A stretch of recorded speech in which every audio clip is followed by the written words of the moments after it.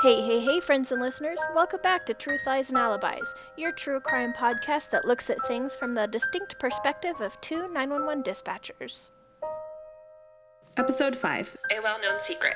On today's episode, I tell Jess about the affair between a dispatcher and a police officer that ended an innocent wife's life. Again, we talk about why divorce outweighs affairs. Happy Valentine's Day, listeners. I'm going to start off with a sensitive topic today. The topic of badge bunnies, Jessica. Oh boy. I only bring this up because today's story involves another affair, because God forbid a murder happen for any other reason. Like, murder shouldn't happen at all. But every single time, I feel like it's an affair. Every time.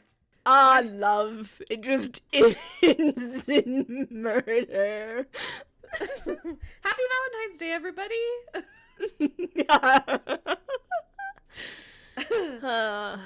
Anyway, when I say badge bunny, Jessica, I just want you to tell me what you think. Are you sure? I really do. I'll try not to take it personally. As a dispatcher who married a deputy, so you can say whatever you want. That's the only words that came to mind with this story. I'm sorry. Well, to be fair, I feel like there is a difference between badge bunnies and somebody that marries somebody with a badge. Those are different. Thank you. I would like to think that too. Let me start off by saying this is a opinion podcast.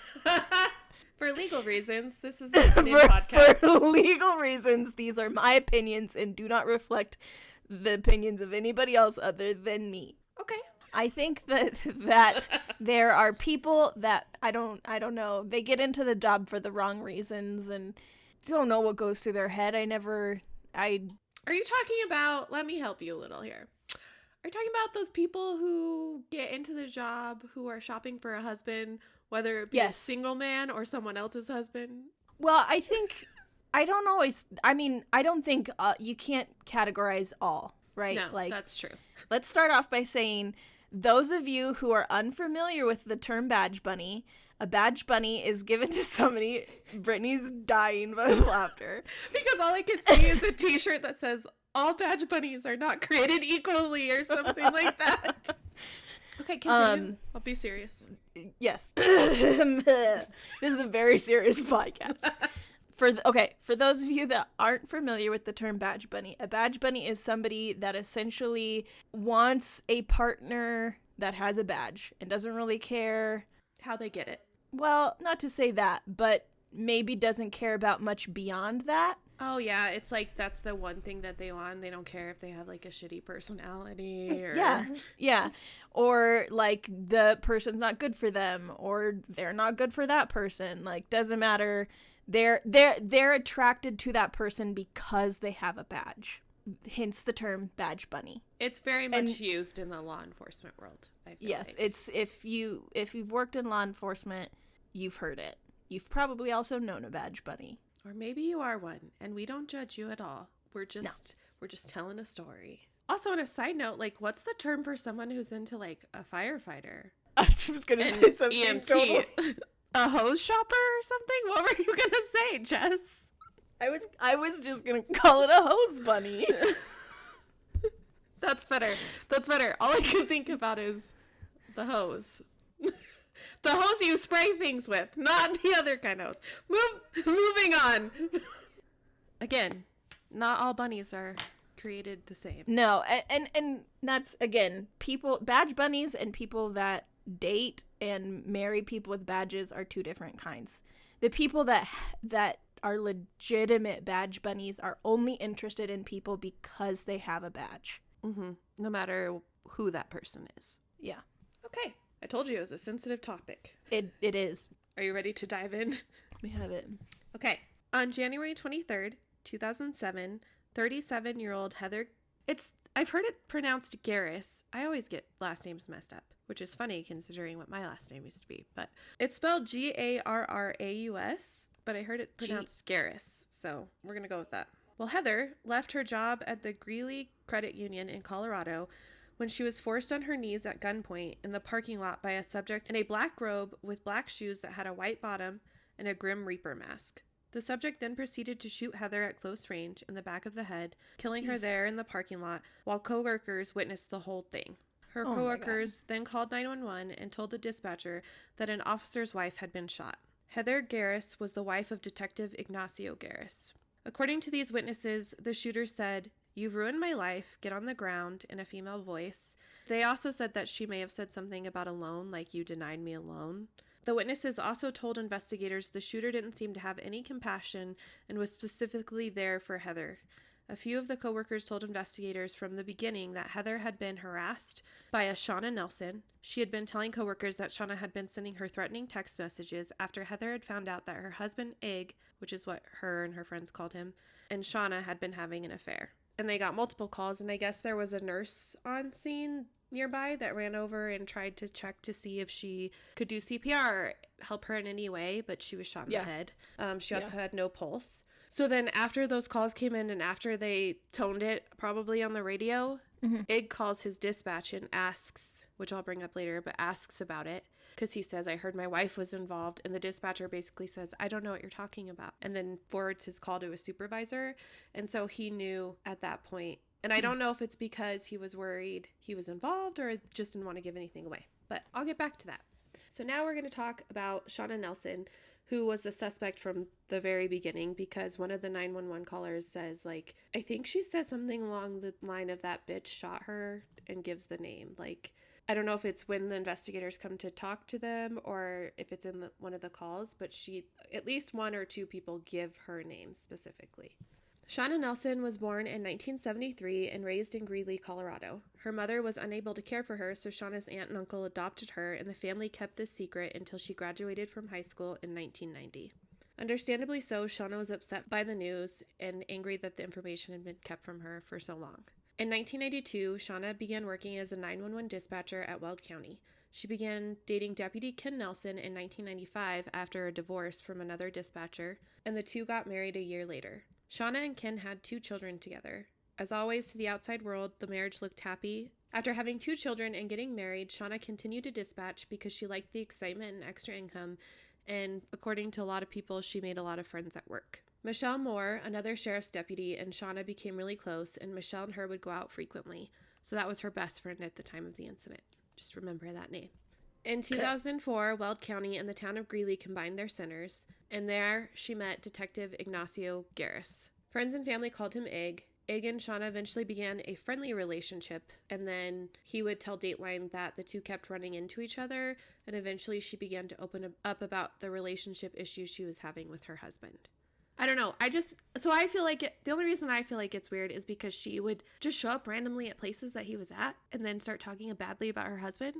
Like, I feel like that's like kind of like, I mean, that's different, right? Other than just like becoming friends with somebody and like opening up about what's going on. Like finding them in random places and being like, "Oh, you're here. Let me tell you about this." Like, that's different. It depends on the situation, right? Like, But it just was weird to me because I don't think it's okay. It's just like they weren't really close, but she would find him in random places and then talk crap about her husband, which is just, it's weird, you know? I mean, it's definitely weird, and we just got into it, so I'm sure there's more information, but like, is that the only thing they ever talked about? Was she like found him at the grocery store and she was like, "Hey, Egg, man, my husband's an asshole." Like, probably not. You're probably right.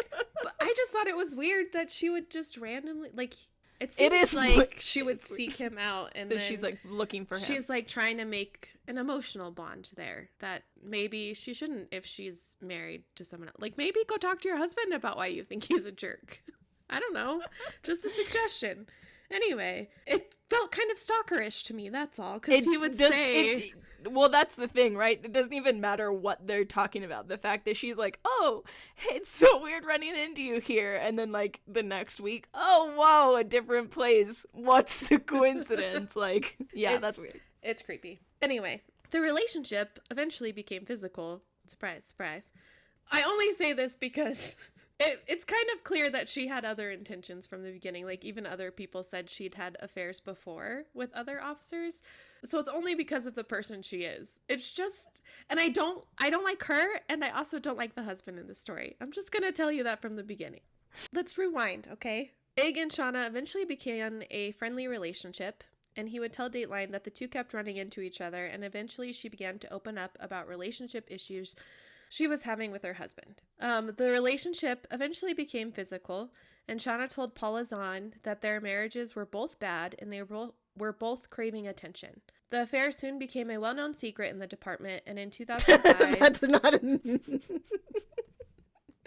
Ken Nelson found out when Shauna accidentally, those of you can't see me, I put that in quotes, in bunny quotes, left her journal that she had been documenting the affair in, and he asked Shauna for a divorce. She just left it out, and he found it, and he was like, what the heck is this? So he's like, I want a divorce, which rightfully so. But also, I feel like, how awful would that be for everybody in your department to know that your wife's having an affair with another man, but you don't find out until you read her journal that she accidentally leaves out for you?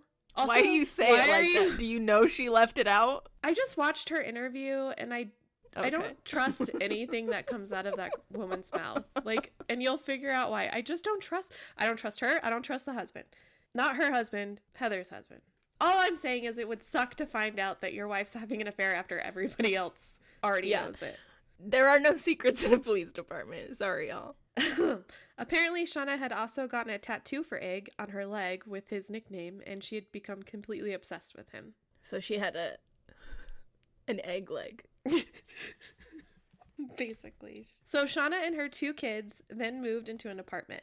Shauna continued to go out with Michelle, her deputy friend, and her affair with Ig continued as well. The two continued to meet up and have sex, and he continued to pretend to be the perfect dad and husband. He did his very best to keep the affair secret from his wife, Heather. Okay. I was just going to ask that. Okay. Because she doesn't work in the department, right? So she probably doesn't hear all the department gossip that Ken might hear. Mm-hmm. That same year, Shauna became pregnant with Ig's child. Oh, boy. Let me just pause right here because there is a Paula Zahn episode that I watched about this, and then Dateline did a whole, like, I don't know how many part podcast about it, and I listened to the whole thing. There's also been a Dateline episode about it. In the Dateline podcast, I want to bring this up because they mention the pregnancy in the Paula Zahn episode, but they don't mention that she had been pregnant by him before and that he knew about it and he paid for her to get an abortion. And then she got pregnant again. So this is the second pregnancy from this affair. He, again, pushes her to have an abortion, but she decides to keep the baby this time. So did he make her get an abortion with the first kid? Or did he just pay for it? She never said that he made her, but he basically was like, I'm not leaving my wife for you, and I don't want you to have this baby. And her husband had had a vasectomy, so there was no way she could be like, oh, it's your baby. Oops. Like, you know what I mean? Yeah. So she had the abortion, but then they continued to have their affair, unprotected, obviously. In that same Dateline podcast, he basically says, she pushed me to have sex with her without protection, which is probably not true. Okay. I mean, it could be, but he actively participated in this affair. That's what I'm saying. Like, yeah, he wants to say like, oh, she pushed me to have this affair. But there are other people who say he sought her out as much as she sought him out. So after she talked to Ig about it and he had said, I don't want to have this baby. Again, he said, like, I'm not leaving my wife. She calls Ken, and Ken agrees to reconcile and says he's going to raise the baby as his own. In March 2006, Shauna's third child, Christian, was born. And then the same year in December, Ig would sign his rights, over. He would just relinquish all his parental rights. Apparently, they had talked about it beforehand. This is per her interview. Again, take it with a grain of salt, because this woman, when she was talking, I was like, what? Like, you know what I mean? Just the whole time I was like, you're talking, but none of it makes sense. But you're not saying anything. Yeah. So she would say, they had talked about it. They decided that Ken would be the dad legally, but Ig would pay her child support, which I'm like, that doesn't make any sense to me, because if he relinquishes his rights, he wouldn't have to pay child support. And they were like, but we wanted him to be involved as a close family friend. And I'm like, I don't think Ken wanted him involved at all. That's so messy. Yeah, I was like, oh my soap opera. What is happening? It gets messier and messier. there's so much, like, I went into a deep hole in this research for this because I wanted to know all the things because of the podcast that I had listened to. And so I was, the more I learned, the more I was like, I don't understand. So, according to the podcast, again, that I listened to, the affair still continued after she had the baby. After she reconciled with her husband, she continued to have an affair with him. She would continue to go out and meet him. She was not quiet about the affair. She told a bartender, which I'm sure bartenders hear a lot of stuff. Yeah. But she told them that they were in love, that they were in love, and that they were going to leave their spouses for each other, and that they had a baby together. And it sounds like that's really what she sounds wanted. like she's a little delusional. Just a tad. Because he had said multiple times that's not what he was going to do. Yeah. But then that's his side of the story, right? So who knows, too? True. Like, maybe he said, I can't leave her because we have a daughter together, but I really love you. Or who knows, cheaters say a lot of things. Day. Yeah. Yeah. So the affair would go on for 3 years. Like, the total length of their affair was 3 years from beginning till the end. And Heather would eventually discover that Ig was having an affair.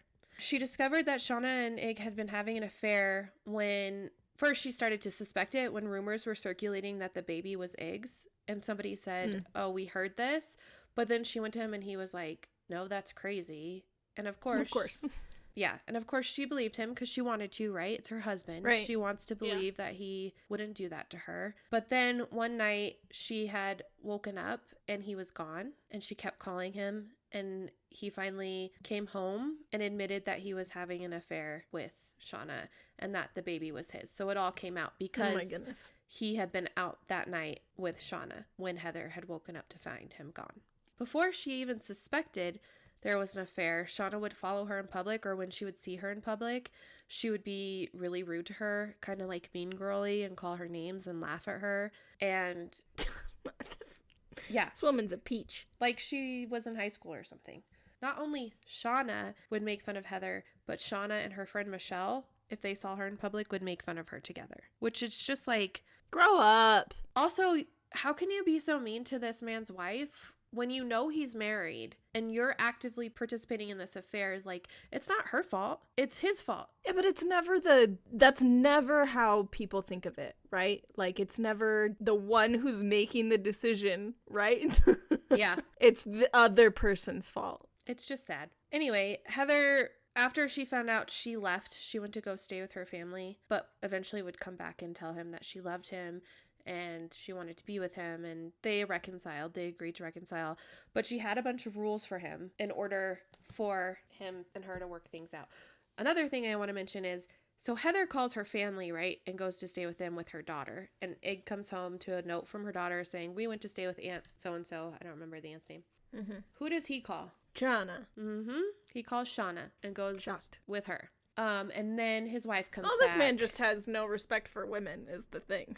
That's what it sounds like. So when Heather came back, she would say that he had to get an STD test, which good on her. Yeah. He needed to speak to an attorney about relinquishing his rights, I think, is what was implied. He needed to end the affair, which understandable again. He needed to go see a counselor, and they needed to do couples counseling. And then he had to be totally transparent about everything from then on out. So he wasn't, like, if he had contact with Shauna, he was supposed to tell her, or, like, just be more honest about everything that he was doing. Mm-hmm. I don't think I could trust him ever again. So I don't know what Heather's thoughts were, but she agreed to continue to be married to him and to continue to try. She also made Ig call Shauna in front of her and tell her it was over and he didn't want to have anything to do with her anymore. He did it, but after the conversation, she sent a picture of Christian with the words, Ig's flesh and blood, to Heather. And then she also texted Ig telling him her loyalty was gone and that he had no heart. She was really upset at the way he had ended things, and she would be like, oh, I was so mad because it was like a 70-second conversation. Poor me. And I was like, no, not poor you. Like, sorry. That kind of comment, too, to be like, you don't have a heart. Oh, what gave you that indication? The fact that he was having a 3-year affair with you when he was married and had a daughter? Like, just because he broke up with you, though, right? That's the indication. Or when he told you time and time again, supposedly, per him, that he didn't want to be with you. Or maybe when he said, have an abortion because I don't want to have a baby with you. You know, like, there are lots of red flags here that she... Well, one, just don't get involved with a married person. She does. But two, like, don't be like poor me when the only like victims in this case are Heather and her daughter, because they didn't know what was happening, you know? Yes. She also made comments like, be prepared, which were taken as a threat. And she would later say, oh, I was just saying, be prepared to pay me more money, pay me more child support, which don't use your child as a weapon. She would also send emails referring to Heather as fat and vanilla, and she told Ig that she was dead inside from all that had happened, and she felt like she was living in hell. Again, poor me. It's fine until she gets hurt. Yeah. Heather and Ig had a daughter together. She was 9 at the time of the murder, and Heather was described by friends and family as a wonderful and kind person. They said she welcomed everyone with a smile and always wanted to help, and she was very dedicated to her marriage. From some of the stuff I read and heard, it sounds like they got married, and then pretty soon after, her dad died, and then her mom would die. And so then she was super depressed, and so she was on antidepressants, which good on her for taking care of her emotional health. Yes. But apparently that interfered with their sex life. This is per her husband. And that's why he decided to seek sex outside his marriage. So he's blaming her, which I'm sorry, but sex isn't the only part of being married to somebody. And she's hurting, and you'd think that because... He doesn't care. No, he's selfish, and I just... When he said that, I'm so mad. Can you tell I'm mad? I'm just mad for her. Because I'm like, she's trying to take care of her emotional health. She probably... If she's on antidepressants and stuff, she probably in some way doesn't want to be here anymore, right? And she's trying to take care of herself to be there for him and his daughter. And he's mad that she won't have sex with him, so he's going to go have sex with someone else. One, if that's true, it's fucked up. Two, if it's not true and he made it up, it's still fucked up. That's still fucked up, yeah. If your relationship is based off of sexual fulfillment, like that's not a reason to That's not a relationship, really. No. There are lots of other things involved in being in a good relationship. Yeah. Ig would tell investigators that Shauna had been stalking and harassing him and threatening him, and that's why the affair continued. He would tell investigators... Wait, can you say that again? Yep. What? He told investigators that Shauna had been stalking him, harassing him, and threatening him, and that is why the affair continued for so long. So this man is a detective who works for a police department and is actively being threatened and intimidated. And so instead of, I don't know, doing the responsible thing and like reporting it, he's gonna bend to her will? Excuse me? Yeah, I don't believe that. Sorry. Oh, he also told the Dateline podcast that... that he was basically held hostage by her because she kept threatening to tell his wife that they were having an affair, and that she made him have sex with him, unprotected sex that she didn't want to have, which we mentioned earlier.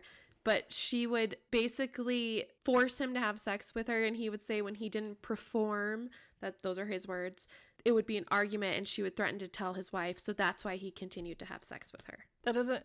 I mean, listen, I'm not here to say any of this happened or didn't happen. If he was forced into it or she was forced into it, that's really messed up, right? That's not what I'm here to make comments on.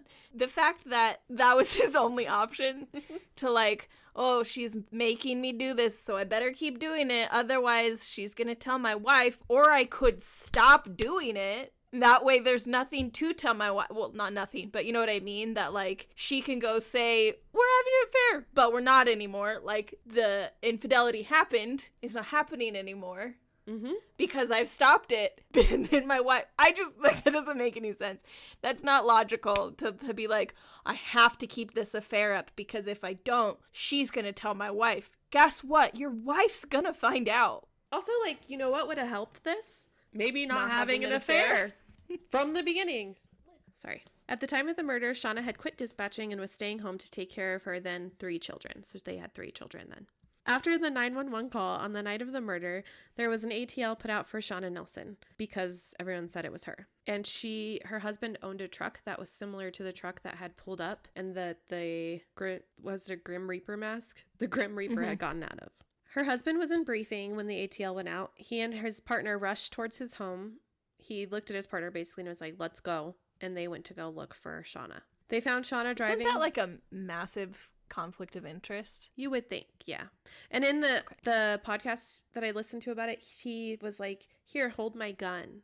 Like, he seemed like he might hurt her, is what his partner said. Right. So they found Shauna driving her husband's truck. He jumped out of the car and blocked her. His partner could hear him yelling at her, saying, like, what did you do? What did you do? He, like, told her to get out of the vehicle. Then, when he realized his children were at home unattended, he left his partner with Shauna and went home to make sure they were okay. So he just leaves his partner, takes their car that they came in. He's like, here, watch my wife, hold my gun, watch my wife. And leaves him with the truck and Shauna and goes to his house to check on his kids, which I kind of understand the wanting to check on his kids part because she has 3 young children at home alone. Yeah. Well, also, if this woman is snapped, then, like, who knows what she did before she got to the bank. Yeah, that's what his partner said, was he seemed like he was worried that she might have hurt the kids, too. What kind of I imagine they weren't the only unit looking for her, right? Mm-mm. What a coincidence that they're the ones that found her. Yeah, it's weird. You can't make this shit up. Apparently, she had told the kids she was going to take a bath and then had left them there, she said, to go to the liquor store. And she said she would be back before they even noticed. Ig had also heard the call go out, and that's when he calls dispatch and asks if his wife was involved. The dispatcher told him he didn't know, and Ig told him he was going to go to the bank. So he started making his way towards the bank. I wonder, like, were they instructed to do that? Oh, you mean the dispatchers? Yeah. Maybe. It seems weird to me. Well, I guess the timeline of it all is important. So the call goes out and he hears it go out over the radio, and then he immediately calls dispatch and says, "Is my wife involved?" Oh wait, no. Sorry, rewind. He didn't hear the call go out, but he was called. Somebody called him because he was at home because he worked night shift and Shauna worked the day shift.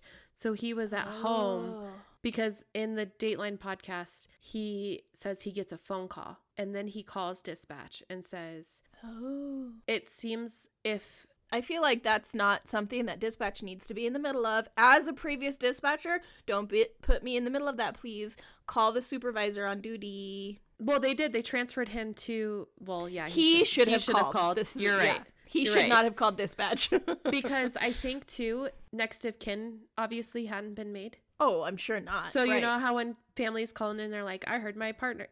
For those of you who don't know, sometimes if there's an accident, if we haven't made next of kin yet, we can't even release the names, even if people are calling and saying, that's my significant other, that's my family. There's been a couple of times where I've had to take calls from the mom or the husband, and they've been like, I heard that my loved one was in an accident and that they're dead. And I had to say, let me get your name and number and have an officer call you back because I'm not allowed to give next of kin over a phone. Some agencies are. And also, there's that like 0.01% chance that that's not their spouse. So that's why there's a lot of boxes that have to be checked before next of kin is notified. So that's when like an accident happens and people are calling in like, is that so-and-so? Like, I need to know if that's my whoever. Like, as sad as those phone calls are, like, we are not going to give out that information. Because what if it's wrong? You call in and say, like, it's my husband was involved in an accident and somebody told me that he died. And we're like, oh, yeah, it was this car. This is where it happened. The driver's deceased. And that's not your husband? Like, woo! No, thank you. And he comes walking in the door? Yeah, that would be emotionally damaging. So Shauna is taken into custody. When they stop her, she is dressed in all black, her husband's clothes, even her husband's boxers. Inside the truck, they find a Grim Reaper mask. The tire pattern of the vehicle matched her husband's tires, and the shoes that matched eyewitnesses' accounts were also found in the same area of where she had been picked up, just thrown out. And she had no shoes on. They had gunshot residue on them, as well as Shauna's DNA. So, there's that. They also tested her hands for gunshot residue, and when questioned, Shauna told investigators she was on her way to the liquor store, like I said, when she was pulled over that night. She told them that she had a headache and that she had started to draw a bath before deciding to make the quick trip to the liquor store and leaving her children alone. Only 2 hours after the murder, she was arrested and charged with first-degree murder after her interview, so they didn't believe anything she said. Another side note, the investigators involved in this knew her because she had been a dispatcher, because she was married to because she was married to a deputy. Like, she was kind of like too friendly with them. She was like, oh, you know me, you know I wouldn't do this, calling them by their first names because she thought she could get away with it, I think. Honestly, I think the amount of stress that this illicit relationship put her under broke her brain. This woman was already kind of delusional and a little unsteady, and she probably had some trauma snapped from her childhood that she hadn't processed too, it sounds like. On February 21st, 2008, in opening statements, prosecutors told jurors that they had plenty of evidence linking Shauna to the murder. They would eventually go on to call 40 witnesses and introduce 120 exhibits during the trial. Whew, that's a long trial. Yeah. Michelle Moore, you remember her? Her best friend? Mm-hmm. Would eventually go on to testify against Shauna, telling the jury of their previous conversations and previous attempts on Heather's life, where Shauna that she participated in. Mm-hmm. She talked to her about ways to get away with murder, how they could kill her without anyone finding out, how they could frame someone else by planting DNA, which I'm like, that's a lot of work, but okay. She also told her that one time Shauna had called her over to watch the kids and be with her husband, basically, and she had gotten coffee for her husband and was crushing up Ambien. My God. To put in the coffee so that she could have him knocked out asleep. She could go kill Heather and then come back, and then her friend Michelle could be like, oh, Shauna was with us the whole time, and her husband would be asleep. Wow. So he wouldn't know. Heather had left work early that day, so Shauna called off the plan. And then she tells Michelle at dinner that night, because they decide to go to dinner instead of murdering someone, that the next day she was going to get rid of Heather. Also, there was a supervisor that worked with her previously who had said that Shauna had like lots of other affairs with other officers, and eventually it would come out that there are at least 5 other officers she had affairs with. Oh my God. Yeah. And that she would kind of become obsessed, and she wasn't quiet about it, and she would talk badly about their spouses if they were married and say like, I want to get rid of them. Listen, I don't like to throw around the C word, but this woman is crazy. I thought you were going somewhere else with that. I was like, whoa, I know. whoa, Jess. So it's my turn to rant. Like, we are in a professional environment. We are working in law enforcement. You are having affairs with other people you work with. You are advertising it at work, out in the open, and clearly talking about getting rid of other people's spouses. And this supervisor, I'm sorry, is an idiot. She should have said something. That woman should have been fired. See, That's insane. I've said this before, right? That like, if you are in a dispatch center and you hear something that's concerning, whether it's another dispatcher or an officer, bring that to somebody's attention, because nothing happened and now a woman is dead. You know what I mean? Like, thank you. That's what I'm saying. Like, what the? Yeah. She was like, oh, I just thought she was talking it up. She's crazy that way. Okay, well, if she's really crazy, then nothing is going to stop her from doing what she says she's going to do. Yeah, and I hate that. Like, I have had that spoken back to me about my concerns is, oh, they were just joking, or oh, they're just talking and venting. Like, okay, fine, but when the shit hits the fan, at least my conscience is clear because I said something. Exactly. I just think it's crazy that this was happening in a professional place. Well, the fact that her friend was like going along with it and was going to help her commit this murder. There's a lot of craziness in the story. There's just a lot of things that you just are stopping. You're like, what are you thinking? Prosecutors would tell the jurors that Shauna had planned to frame her husband Ken for the murder. She had been driving his vehicle, wearing his shoes, wearing his clothes. And Ken Nelson would later tell the Denver Post he believed his wife was trying to set him up, saying, and this is a quote, "Why else would she be wearing my underwear, wearing my socks, my baseball cap, and drive my truck that she hated? Is there any other explanation for that? I can't think of one." But when she was first arrested, they called each other. They kept in contact. Like, he was still supporting her, telling her he loved her, saying he wanted to be with her. Eventually, though, he would find out that she had had those sexual relationships with 5 other officers that he knew, and that other guys had just been, sleeping with his wife. And that's when he decided, oh, I don't want to be with you anymore. When Shauna took the stand in her own defense, she alleged that her and Michelle Moore were lovers and Michelle had only testified against her to get revenge after Shauna had ended the affair. This woman is no longer sane. She said, I was driving Michelle home and told her that I could no longer have a sexual relationship with her. I still loved her and wanted to be friends, but that I couldn't keep lying to Ken. Okay. Yeah, that's the thing that you couldn't lie to Ken about anymore. But she can continue her affair with Ig. Moore would deny any sexual relationship, and Shauna would continue to deny any involvement in the murder and claim that someone just had done a really good job at framing her. She is serving her life sentence at the Denver Women's Correctional Facility. On March 3rd, 2008, after a day of deliberation, Shauna was found guilty, obviously. She was given life in prison without the possibility of parole. Michelle Moore would be sentenced to 9 years in jail and 3 years of mandatory parole in the same month. She pleaded to a lesser charge and testified against Shauna to get less time. I was going to ask. I think she only served half of that. Ken Nelson was also charged with tampering with evidence. His partner would tell investigators that he had removed something from the vehicle before leaving to check on his children, and they had believed he had taken the murder weapon in an attempt to protect his wife. He eventually divorced Shauna, and he is raising their 3 children out of state. So he still took Ig's kid with him. Eventually, those charges were dropped because they didn't have sufficient evidence, but he turned in a gun and it was linked to the murder somehow. So I'm pretty sure he probably helped her. Ig would resign from Greeley PD and move to Florida. He told NBC he lives with an incredible amount of guilt and said, and this is a quote, I did a shallow thing, that my wife wouldn't be intimate with me. I would go find it somewhere else. So now I'm a shallow adulterer. I won't run from this. Which I'm like, that's all you have to say? Yeah. He's raising their daughter? Yes. Oh, wait, no. This is another thing. He was raising their daughter. They moved to Florida. His daughter was killed in a car crash when she was 16 or 17 years old. Oh my. Yeah. So they moved to Florida, it sounds like, and then they eventually moved to Emi's, Michigan, right? Let me see. So wow.